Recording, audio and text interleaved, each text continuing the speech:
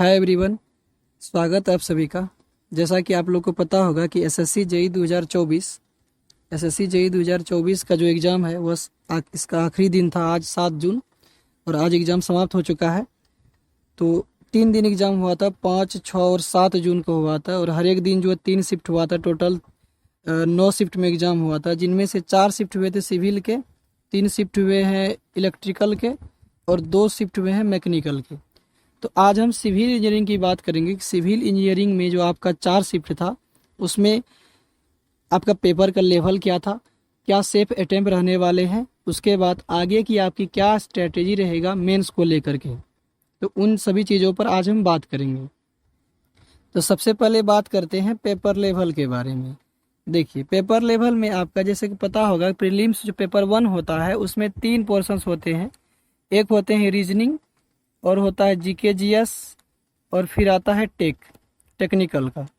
तो लगभग सभी शिफ्ट में जो है आपका रीजनिंग जो है इजी टू मॉडरेट आया है, इजी टू मॉडरेट आया है। उसके बाद जीके जो है सबसे बड़ा जो फैक्टर था एसएससी जेई में, एसएससी जेई प्रीलिम्स में आपका जीके जीएस, क्योंकि इससे पहले जो एग्ज़ाम होता था वो टीसीएस लेता था।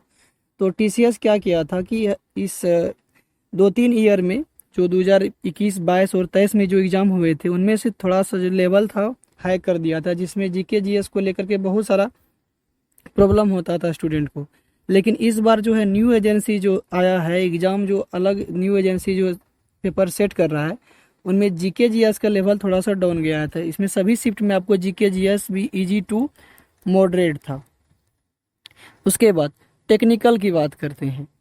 अब इसमें टेक्निकल जो है इस 4 शिफ्ट में आपके पास जो सिविल के 4 शिफ्ट में है, इनमें टेक्निकल में सभी शिफ्ट में लगभग जो है आपको यह भी जो है टेक्निकल भी आपको इजी टू मॉडरेट आए हैं, इजी टू मॉडरेट आए। लेकिन कुछ शिफ्ट में आपके स्टेटमेंट वाइज क्वेश्चन, कुछ शिफ्ट में स्टेटमेंट वाइज क्वेश्चन जो है थोड़ा सा ज़्यादा आ गए थे।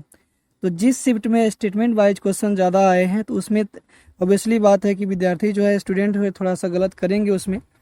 तो वो शिफ्ट को थोड़ा सा जो है थोड़ा सा मॉडरेट टू है माना जाएगा, जिसमें टेक्निकल में ज़्यादा स्टेटमेंट वाइज क्वेश्चन है। हालांकि स्टेटमेंट वाइज क्वेश्चन तो सभी शिफ्ट में आए हैं, लेकिन आपको 6 जून का शायद स्टूडेंट बताए हैं, एक स्टूडेंट बताए थे कि 6 जून के इवनिंग शिफ्ट वाले में स्टेटमेंट ज़्यादा आए थे।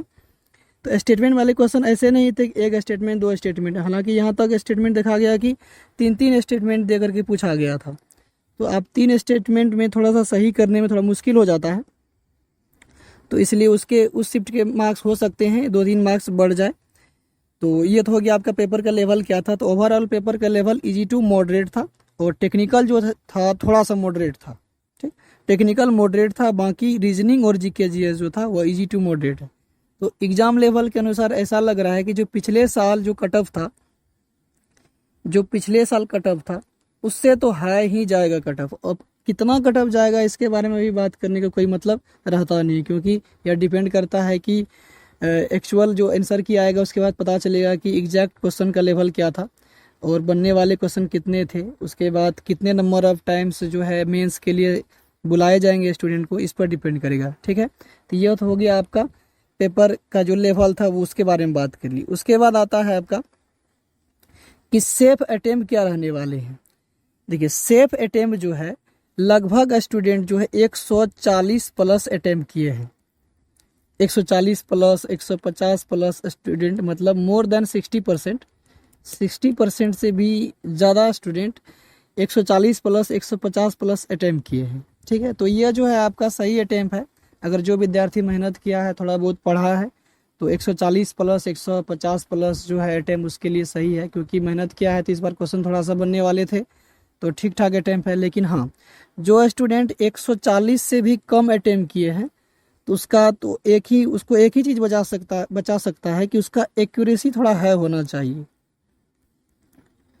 जिसका अटेम्प्ट 140 से कम है उसका एक्यूरेसी हाई होगा, ज़्यादा एक्यूरेसी होगा, तभी वो जो है फाइट कर सकता है, वो अच्छे मार्क्स ला सकते हैं। ठीक है, एग्ज़ाम का लेवल गिरा है, कट ऑफ ज़्यादा जाएगा, नंबर ऑफ सीट भी कम है, तो कट ऑफ ऑब्वियसली ज़्यादा जाएगा। ठीक है, तो ये हो गया आपका सेफ अटेम्प्ट 140 प्लस 150 प्लस। यदि आप तैयारी करने वाले स्टूडेंट, मेहनत करने वाले स्टूडेंट इतना अटेम्प्ट किए हैं, ठीक है, और आपका जो है ज़्यादा क्वेश्चन गलत नहीं हुआ है, तो आप एकदम सेफ में हैं। ठीक है, उसके बाद बात करते हैं कि आपकी मेंस स्ट्रैटेजी क्या होगी। तो मेंस स्ट्रैटेजी के लिए मैं आप लोग को बता दूं कि आप 2-3 दिन इंतज़ार कर लीजिए। 2-3 दिन में आपका आंसर की आ जाएगा। 2-3 दिन में आपका आंसर की आ जाएगा। 2-3 दिन में आंसर की आने के बाद सही से पता चलेगा कि एग्जैक्ट क्वेश्चन क्या आए हुए थे, क्योंकि अभी जितने भी क्वेश्चंस आए हैं, जो जहाँ भी क्वेश्चन आपको मिल रहे हैं, वो सभी मेमोरी बेस्ड है। एग्जैक्ट क्या है क्वेश्चन किसी को नहीं पता है। वो पता कब चलेगा, जब आंसर की आएगा। तो आंसर की आने दीजिए, मैं उसका फुल एनालिसिस करूंगा। सिविल इंजीनियरिंग के चारों शिफ्ट के 400 क्वेश्चन को एनालिसिस करूंगा। उसके बाद आप लोग को थोड़ा सा अपना स्ट्रैटेजी शेयर करूंगा कि इस एग्ज़ाम के लिए स्ट्रैटेजी क्या रहने वाली है। और साथ साथ मैं ये कोशिश करूंगा कि अपने हाथ से लिख करके आप लोग को नोट्स प्रोवाइड कर दूंगा। आप लोग टेलीग्राम चैनल पर जो जुड़े हुए हैं, वहाँ पर मैं अपना नोट्स शेयर कर दूंगा SSC JEE 2024 मेंस के लिए, यदि मुझे संभव होगा, मुझे समय मिलेगा तब। ठीक है, तब तक लिए आप लोग को यही बताना था, इतना ही 3 पॉइंट को डिस्कस करना था। तो आप लोग थोड़ा इंतजार कर लीजिए, 2-3 दिन और आंसर की आने दीजिए, उसके बाद जो है, ठीक है। अभी जो है कट ऑफ वटअप को लेकर कितना टेंशन मत लीजिए, जब तक आंसर की नहीं आता है तब तक कुछ भी पता नहीं चलेगा।